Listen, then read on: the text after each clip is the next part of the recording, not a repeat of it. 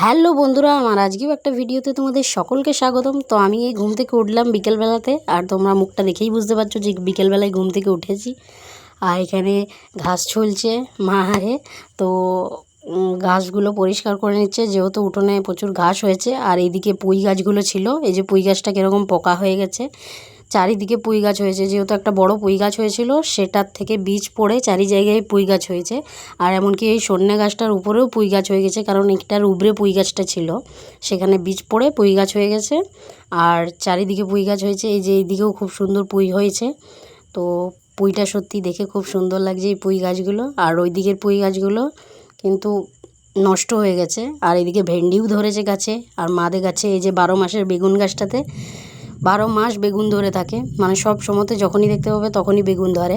তো এই যে বর্ষাকালের টাইমেও বেগুন ধরেছে, ছোট ছোট বেশ বেগুনের সাইজগুলো দেখতে তো খুব সুন্দর লাগছে, বেশ অসাধারণ লাগছে।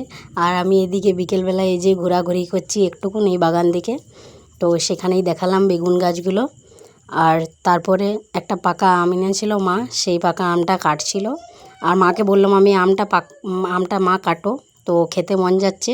আর এই পাকা আমটা মাকে কাটা করিয়ে এই যে মা আর আমি এখানে খাচ্ছি। আর খেতে তো খুব মিষ্টি ছিল আমটা, সত্যি অসাধারণ ছিল আমটা। তো এখানে খাচ্ছি। আর আজকের জন্য এইটুকুনি ভিডিওটা, দেখা হচ্ছে আবার নেক্সট কোনো ভিডিও।